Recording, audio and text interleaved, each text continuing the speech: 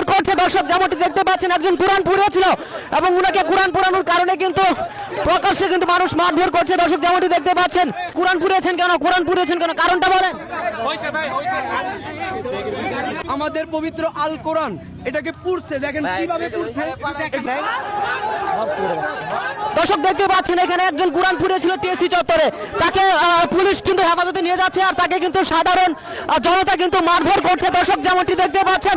পুলিশের হেফাজতে কিন্তু আছে এবং তাদেরকে কিন্তু মারধর করছে দর্শক যেমনটি দেখতে পাচ্ছেন। একজন কোরআন পড়েছিল এবং উনাকে কোরআন পড়ানোর কারণে কিন্তু প্রকাশ্যে কিন্তু মানুষ মারধর করছে দর্শক যেমনটি দেখতে পাচ্ছেন এবং শাহবাগ থানার পুলিশ কিন্তু তাদেরকে নিয়ে যাচ্ছে দর্শক। সেই কিন্তু প্রকাশ্যে কোরআন পড়েছে, ভাই আসতে প্রকাশ্যে কিন্তু কোরআন পড়েছিল এবং সেই কারণে পুলিশ শাহবাগ থানার পুলিশ তাকে হেফাজতে নিয়েছে এবং সাধারণ যে মুসলমান রয়েছেন বা এখানে উৎসুক জনতা রয়েছে তারা কিন্তু তাকে মারধর করেছে দর্শক।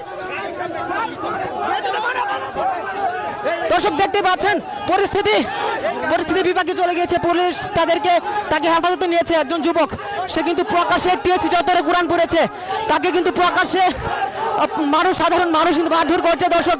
নারায় তাকবীর দিয়ে কিন্তু তাকে মারধর করছে দর্শক যেমনটি দেখতে পাচ্ছেন। পুলিশের গাড়িকে আটকে কিন্তু তাকে মারধর করছে দর্শক যেমনটি দেখতে পাচ্ছেন। রাজধানী ঢাকার টিএসসি চত্বরে কিন্তু একজন